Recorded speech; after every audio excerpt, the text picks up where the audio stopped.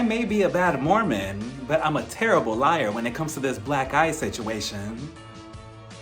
Hey everybody, welcome to my channel. I'm Raphael and I am here to review part 1 of the reunion to the Real Housewives who were too ashamed to admit that they blacked out of Salt Lake City. So we start the first part of the reunion with Andy going around to everybody's wardrobe trailer as they're all getting ready to see how they're doing. He makes his way over to the set and as he's sitting down, he announces, what kind of entrance would it be without a sprinter van? And what do we see next? An actual sprinter van pulling up to the set with the cast inside waiting to get dropped off. I thought it was so cool the way they did that. It was so badass, especially since Salt Lake City is known for their chaotic moments inside a sprinter van. So this was fitting. So Andy, he goes to slide the door open so they could come out. And all I kept thinking was, imagine if something would have happened from the moment they all got picked up at their wardrobe trailers to the moment they got dropped off here. You know, there was a huge brawl. And then as he's sliding the door open, they're all coming out with busted lips, black eyes, hair all messed up, dresses all torn and everything. The only thing that was missing was the driver from last season, Kevin. You remember Kevin, right? I thought they were going to give Kevin Center Snowflake this season, or have him do a little cameo here and there, or give him some extra gas money to drive them around this season. But I guess not. I guess after all the chaoticness last season, he was just like, yeah, this is too much for me. I'm leaving. I'm retiring. Goodbye. So that's another cast member that we lost on this show. But as they're coming out, they're all taking their seats. And of course, like every other Real Housewives reunion, we have to talk about their looks and the seating placement, which honestly, this shouldn't take long because there's like, what, 2.5 housewives on stage? And Andy. So we're going to start off with Meredith. She's sitting on the left side of the couch at the very end, which by the way, production, Andy, whoever, you could have saved yourself money by not buying these big ass couches for this reunion. We didn't even need it. We barely have any people to be sitting on them.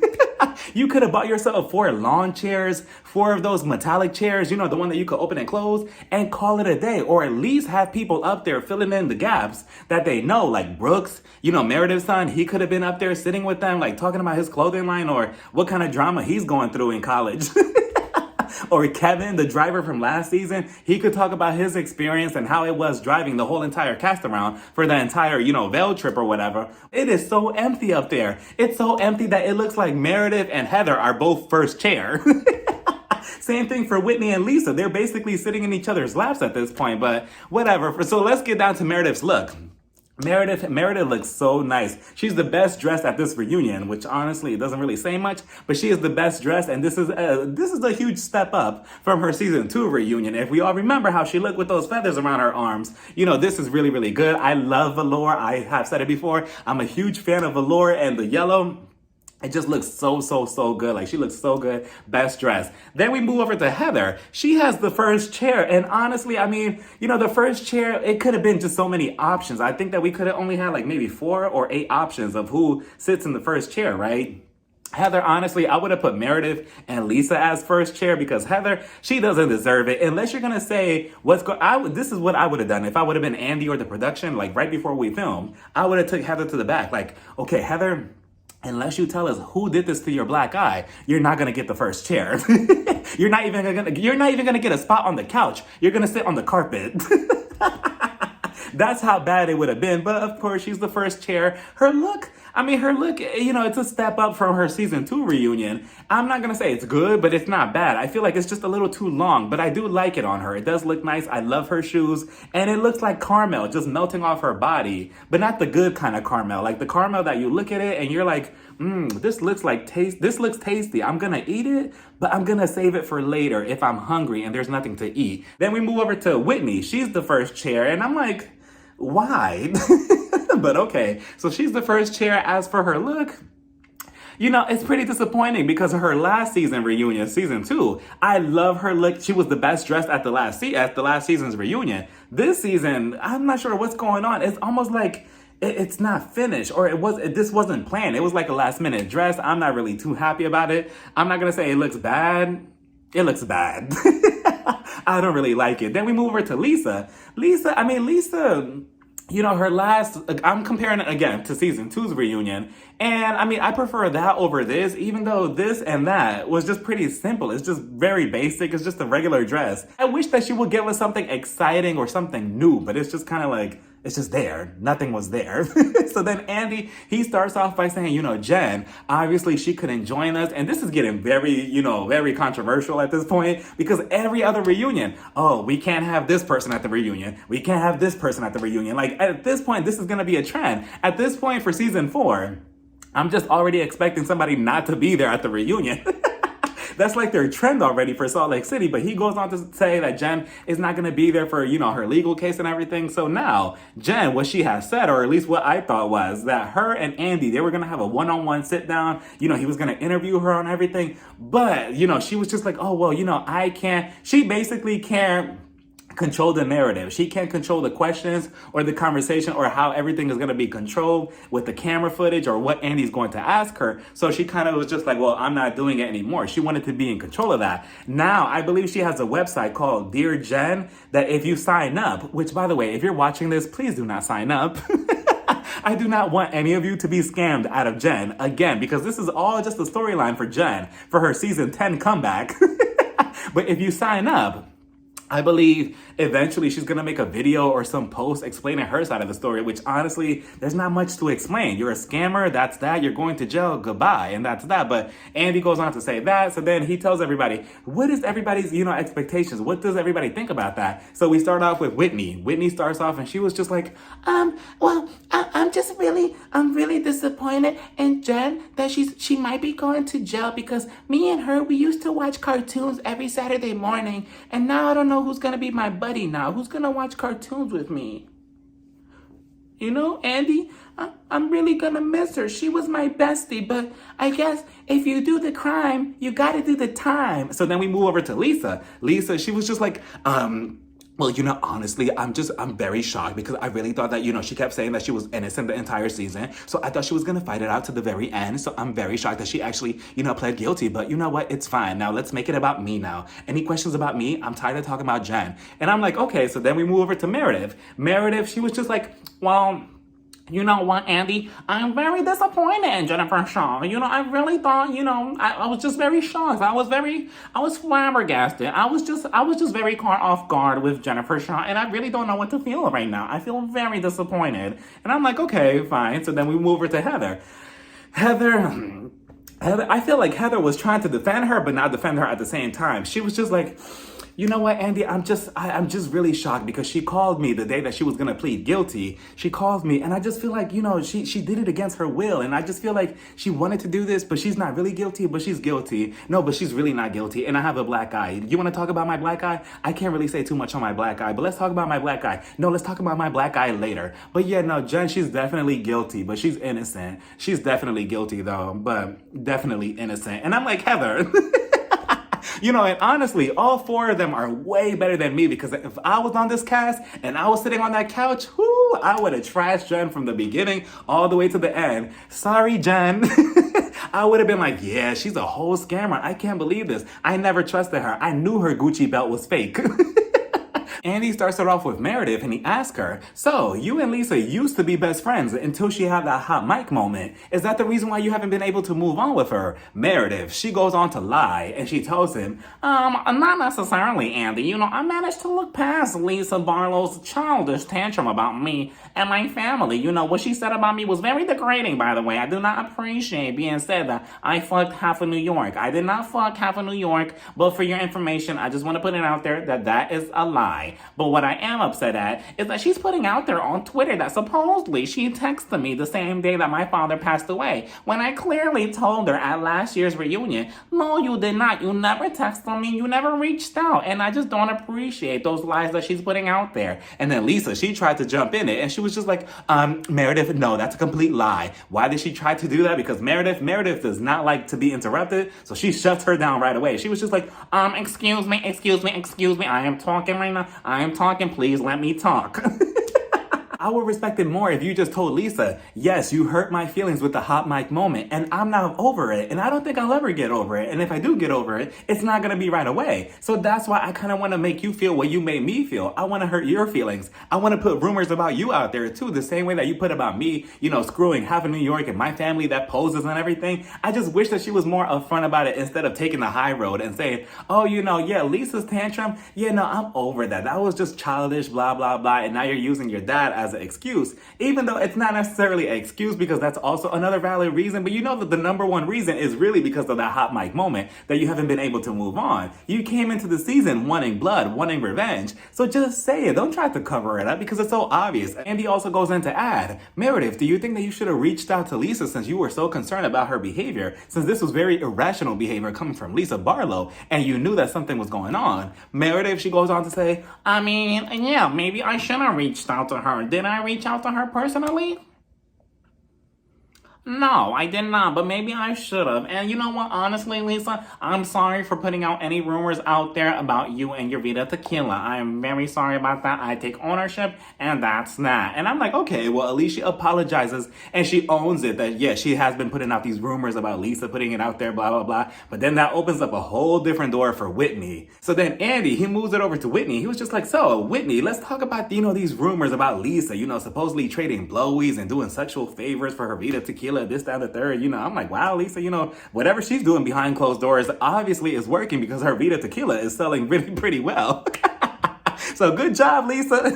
So then Whitney, she goes on to explain. She basically throws this whole thing on Heather and what's her name, and Meredith. She was just like, Andy, first of all, it wasn't me that was putting out those rumors about Lisa giving I just think that the word is funny. Lisa giving blowies. And that wasn't me. It was all Meredith. Meredith came to my house and she started talking about rumors. So I started talking about the rumors too, but it was all Meredith and Heather. And Heather was the one that told me that she was giving blowies for her Vida Tequila. I'm innocent in all this. I didn't do anything. And I'm like, wow. And Lisa's dumb enough to fall for this. Lisa was just like, I'm just very glad that I had a friend like Whitney who was defending me in all of this because obviously all these rumors came from both of them. And I'm like, no, it did not. From my recollection, yeah, it was kind of Meredith's fault. Now that I think about it, Meredith did come over to Whitney's house. They went to the backyard and she was the one that opened up that gate like, oh, I heard rumors that, Lisa does certain things, but those are just rumors. And then Whitney, all she had to do was just listen and that's that and maybe take it back to Lisa. What did she do? She added more fuel to the fire, like I said before. She was just like, oh yeah, I actually heard about those rumors too, that she was sleeping with so-and-so and so-and-so. So are we going to completely forget about that part?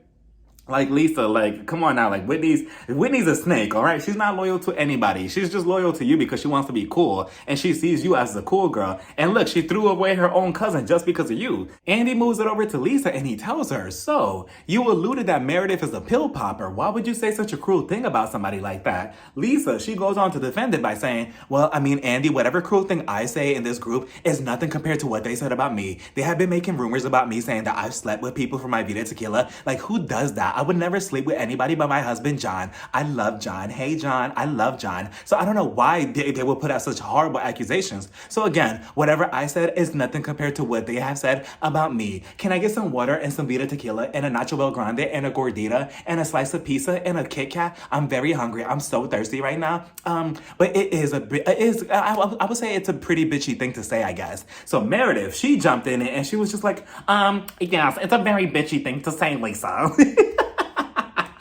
I'm like, yikes. So then Andy, he goes on to say, well, why did you say that she was a pill popper to begin with? Like, where did those rumors come from? Or where did that accusation come from? Lisa goes on to blame it on Jen.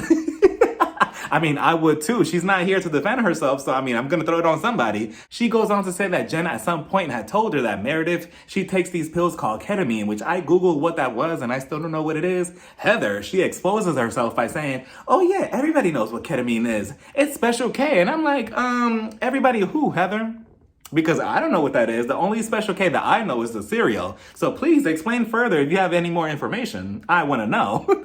So Meredith, she goes on to say, that's a bunch of lies, Lisa Barlow. You know that Jennifer Shah would never say anything bad about me. Me and Jennifer Shah are best friends, and she would never say that I pop pills or spread those type of rumors. Those very awful, awful, awful rumors. And I actually heard that these rumors came from you. Well, you're the one telling everybody around town that I pop pills, and I'm very, very offended, Lisa. Lisa, she goes on to say, first of all, yeah, it was Jen. It wasn't me. Why would I even say that about you? I don't even know you like that. It was Jen. Jen is the one that told me that you pop ketamine. And who do I believe? Lisa, Jen, Lisa, Jen? I mean, given Jen's track record on the show on being the biggest liar in the city, I would say that, yeah, Jen probably told Lisa, like, yeah, Lisa, she pops pill, but this stays between me and you. Don't ever put that on camera. And Lisa, oops, she put it out there on camera because she was pissed. Meredith grabs her phone and she starts dialing and she tells Lisa, well, how about we call Jennifer Shah right now and we ask her ourselves? Let me call her right now. What's her prison phone number? And she calls Jen, and Jen actually picks up. And I'm like, what? So she's technically still at this reunion in some type of way or some type of capacity. Now, my big question is, does she get her Bravo check? Because technically, she's there in spirit, right?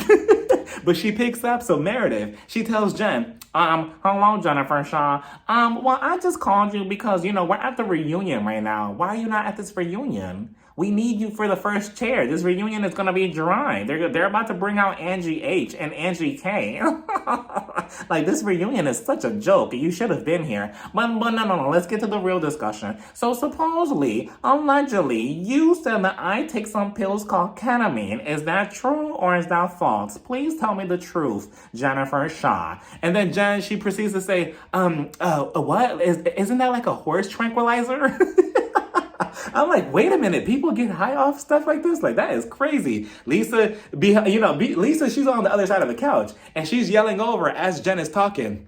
Oh, of course, you're going to believe Jen. You're going to believe Jen, the biggest liar here. And I'm like, ooh, but would Lisa be bold enough to tell this to Jen to her face if Jen was sitting right next to her or across from her on the couch at the actual reunion? I don't know. But Jen proceeds to say, no, I never said that. And then she starts acting confused like, what? A reunion? Salt Lake City? Who's Andy Cohen? I don't know what ketamine is. So eventually Meredith, she hangs up on her, and Lisa, she delivers the final blow like, oh, of course. You're going to believe a liar and somebody who's going to jail over me. Of course. Andy, he jumps in it and he was just like, that's not true. That's inaccurate. And I'm like, no, it's not inaccurate. But I guess at the time of filming this reunion, I guess she wasn't really sentenced yet. So I guess we didn't really fully know if she was going to go to jail or not. So I guess what he really meant to say was allegedly. Lisa, she corrected him quickly though. She was just like, no, it's not inaccurate. That's exactly what Jennifer Shah said to me. I'm like, yes, Lisa, get him again. Shut his ass up. But yeah, she tells Meredith, like, wow, you're really going to believe somebody who's going to jail over me? That's pretty rich. And I mean, it is, it does say a lot about Heather and Meredith because, obviously their loyalty or whatever. Even though Meredith, she feels some type of way that Jen lied to her, this, that, and the third, she's still going to call her. She's still going to take her word for it. Like, you're really going to believe her after her scamming so many people out of all these millions of dollars? Like, you're still going to believe her, Meredith? Like, come on now. Andy moves her back over to Meredith and he asks her, so do you think that you and Lisa could ever be friends again? Meredith, she goes on to say, well, unfortunately, probably not. There is no future between me and Lisa Barlow. I just don't see it. I mean, the most that we can do is probably be cordial around each other, but I really don't see a possible friendship with Lisa Barlow ever again. And like I said before, it's so unfortunate. It's pretty sad because they were both besties at one point. They were twins. And now look, it's just so sad. Like, a reality TV show will really bring out the worst in your friendship. But so then Lisa starts getting emotional after Meredith said that, and she was just like, you know what? I'm just really heartbroken right now, Meredith, between everything that's happening between me and you. Like, last year was like one of the hardest times of my life, and I just could not sleep. And I just remember telling John, like, my husband, John, I love John, by the way. I was telling John, like, John, I need like a large Coke, like a large Coke and a Kit Kat and like a cheeseburger with no cheese. And I was just really devastated, Meredith. I'm just so sad that this is happening to us. Like, I really, really am. And I'm just looking at her like, where are the tears? I'm like, what kind of inner cry is this? But okay, I guess she feels something for Meredith. Then we have thirsty number 1, thirsty number 2, and thirsty number 3 show up, aka Angie H, Angie K elemental P, and Dana. Angie H, she's on the far left side of the couch right next to Meredith. On the other side of the couch, we have Lisa Barlow, and then we have Angie K elemental P, followed by Dana. So before we talk about their outfits, let's talk about the set design, because I completely forgot to mention that. So I believe that the theme was like a fallen church or something like that. I'm not sure if that was their excuse to just put a bunch of random broken objects that they found in the garbage and just put it in the background and say, oh, it's a fallen church. They could have just filmed the entire reunion inside a Sprinter van and I would have been happy with that.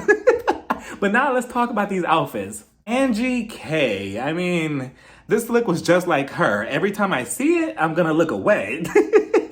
I was just not a fan of it. I'm looking at her like, why do you look like an old hotel lamp at this reunion? But we move over to Angie K elemental P. Her dress is beautiful. She looks good. Her hair, I love the hair on one side. We move over to Dana. Dana, she also looks beautiful. I love the cape, the color of her outfit. She looks nice. And then Andy, was it me or did Andy just not seem interested or he seemed bored when talking to the 3 extras that just came out? He started telling Dana, I guess, do you want to talk about you and Jen or whatever? Like, that's your name, right, Dana? Yeah, go ahead, talk about you and Jen, I guess, whatever. Like, do something.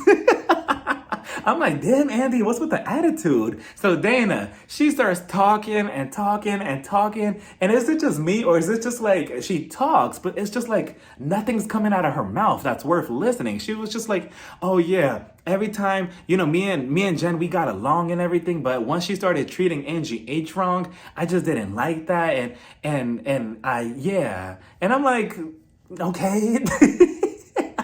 And then we finally see the unseen footage of her versus Jen at Heather's book party, right? Where she said, oh, you know, if you want some money on your books. And then we see the whole scene play out. And I'm like, oh, now I see why they cut it. So I believe Dana had approached Jen. Jen, she was getting loud with Dana. Dana, all of a sudden, she was just like, oh, Jen, who are you getting fucking loud with? Who are you getting fucking loud with? And then this is the cherry on top. Oh, if you want to be a dog, well, guess what? I'm a dog too. You bark, I bite. Yeah, I'm gonna be so iconic on Twitter. Oh, they're gonna be calling me mother on Twitter. After that one line, as soon as people see this on the episode, it's over for everybody. Yeah, you bark, I bite. So don't get in my fucking face, okay? Because you're being indicted right now. So if I was you, I'd be a little bit more nice to me, especially if you want some money on your fucking books. Okay, yeah, just like I practiced it with my husband last night, I said it perfectly. Oh, they're gonna love me for this. Yeah. I'm like, oh, you know, you tried, Dana. You tried. I mean, I will say that at least she shut Jen up because Jen was just looking at her like, oh, like, no, this bitch did not say this to me. She's right, but damn. So I'll give her 10 points for that. But other than that, I don't know. The whole scene was just, I don't know, very cringy kind of. What did y'all think? Was it worth being unseen footage? But then I believe we move it over to Angie H. He asks Angie, so did you contribute to these rumors about Lisa Barlow, about these blowies, etc., etc.?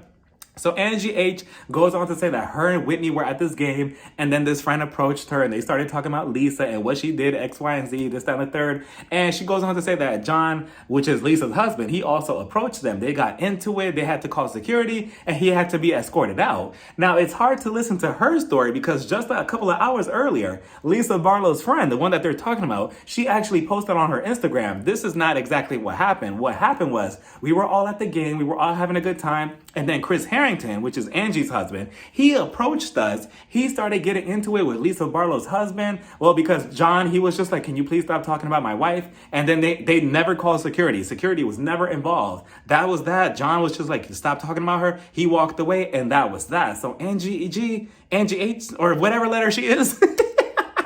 Angie, this was just not a good look for you if you're lying like this. They start talking about the San Diego trip and why Jen poured champagne all over Angie K's head. Angie K starts giving us a long-winded explanation on why she thinks so. And she was just like, well, I just feel like Jen, she poured champagne on my head because she wanted to show some type of dominance against me. And it was kind of like I was on a leash And I just didn't really like it because I couldn't say much in front of Jen. So her and Heather, they started getting into it because of Heather's confessional comment that she made when it happened. And she was just like, oh, it was a little bitchy thing to do, but it's all fun and games. And of course, this is all fun and games to Heather, because if it was her getting champagne poured on her head, I'm pretty sure that she would have told Jen, oh, do it again, do the whole bottle. Like, I'm pretty sure, again, she's her doormat. So of course she's gonna allow this type of behavior.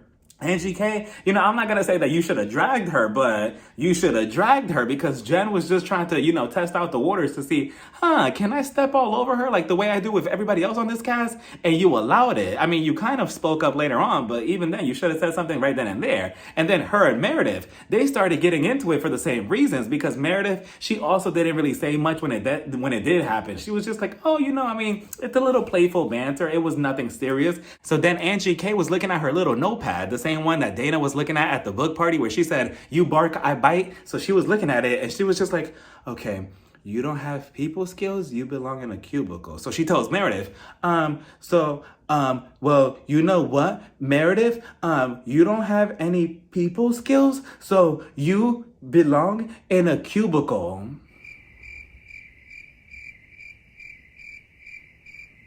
And I'm like, that's it? I'm like, Angie K, you actually had a valid argument against Heather and Meredith, and this is what you say? I quickly hop back over to Meredith's side because Meredith finished her. She was just like, first of all, I run my own business. Do not tell me that I do not have people skills. My people skills are impeccable. They are amazing. They are wonderful. And if anything, I'm not the one that has been trying to get onto the show for 3 years already. And I'm like, yikes. I was looking at my screen like, let me look over at Angie K and make sure that she's not crying. And we're hopefully going to make it 4 years, and hopefully she doesn't come back next season. So then Andy tells Heather, we're about to talk about the black eye. And I'm like, no, these gays are trying to kill me, no. Like, please, let's just drop it. We do not give a F, we do not care. Let's just keep it moving. Let's just end the reunion right here.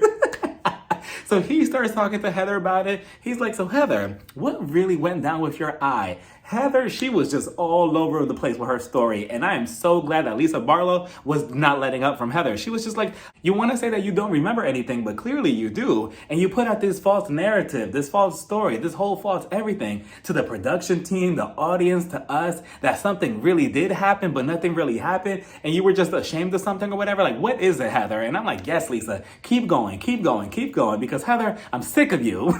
So Heather, she finally comes out with it, and her story is, oh, well, I was ashamed that I got blacked out drunk, and that was it. That's why I was acting shady, and I didn't really want to confess right then and there because I was ashamed of it. And I'm like, so this is what we were talking, this is what we kept speculating for, 3 episodes? This was the huge surprise, Heather, that you were blacked out drunk, and that you were so ashamed of it, that you couldn't admit it, and that's why you hid it? But in the confessional, in the group settings and everything, you kept making it seem like, oh, somebody's after me. I don't want to open up my mouth because, what did she say? Snitches get stitches. You said that in your own confessional. And now all of a sudden it's just this. It's just a basic story. Like, if I was Andy, I would have been like, you know what? You made me put you in first chair for this. Give me your contract for season 4. I'm ripping it up. Like, Heather, you cannot be serious. Like, it is just crazy. Like, she really went on this whole narrative just to basically lie in our face and make it seem like it was something more. And I still feel like there's something more to it, too, because Andy, then he started grilling her with the questions. And he was just like, so, you woke up drunk, blacked out the next day or whatever, but you called Jen. Do you think that Jen did this to you? And were you trying to cover it up? Heather was just like, no, I'm not trying to cover it up. That's not my intention. But if she did do it to me, I would cover it up. I'm like, you are really Jen's doormat. Like, that is crazy. That's insane to me how somebody could have that much power over somebody else like that. But she went on to say that Lisa, she continued. And Lisa was just like, but Heather, like, which one is it though? Because you're saying that you don't know something, but now you do, but now you don't, but now you do. So which one is it? And then on top of that, I must blame production a little bit for tricking the audience into making it seem like it's a little bit more juicier than what it was, because in the footage to the preview, we see Heather opening up the door because we see the doorknob like jiggle a little bit. Come to find time that it was just Jen, Meredith, and the other reject coming in, and that was it. But they made it seem like somebody had, you know, like knocked on her door that she doesn't know and hit her in the eye, and that's that. So again, footage editors, I get it that you want to edit things to make it seem more than what it is, but enough. Like, let's not make up a whole different scenario for that. Like, it's so unnecessary. And Heather, you should be ashamed. So then Andy, he starts going around. He asks Whitney, Whitney, what do you think really happened with her black eye? Whitney was just like, well, I feel like maybe she got a boo-boo, but she didn't want to tell anybody because it was a big secret, and we don't tell secrets to people at all. But I just feel like it was either that or it was Jennifer Shah.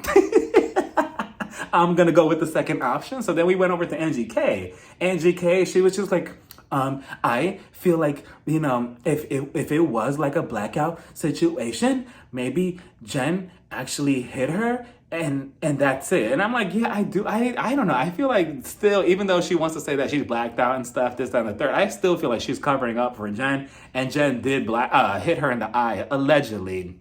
Because, and like Angie K said, the next day, Jen, she was acting very suspicious. We saw it when she had those two little Spice Girl ponytails in her head. She was very quiet. She wasn't saying anything. She was just very to herself. And we all know that that's not Jen to be. That's not her personality. So I feel like she feels guilty of doing something. But I guess we'll never know until like maybe 6 years, I believe. So in 6 years, we'll come back to this conversation and we'll ask Jen if she actually blacked her eye. So then I believe, just when we thought we were going to wrap up this conversation, Andy, he was just like, Angie K, you also said something about Jen and Heather supposedly scissoring, like Barbie scissoring. What's that about? And I'm like, oh, please, no, just end it here. Angie K goes on to say, oh yeah, I did hear that her and Jen have this like relationship, this sexual relationship. And I'm like, you know, I really thought that we were going to end this reunion like with Andy saying, okay, everybody, let's toast to a great season. And that was that. As soon as I heard next week on part 2 of the reunion, I'm like, no. Like, I promise you, we don't need to hear about the husbands. We don't need to talk about them. Like, you know how Lisa Rinna said? No, Kim said, let's talk about the husband. We don't need to talk about the husbands. We don't need to hear about them. Like, let's just drop it here. And that's that. And let's pretend that we never saw that preview. But that was the reunion, y'all. That was part 1 of the reunion. It was cute. It was cute or whatever. Was it missing Jen? Probably. And that's pretty much all I can say. What do y'all all think about this part 1 of the reunion? What did you think about everybody's outfit? Who's your favorite? Who's your least favorite? Who should come back for next season? What did you think about this whole episode overall? Let me know down in the comments. Bye, everybody. Mwah. Part 2. Bye, everybody. Mwah.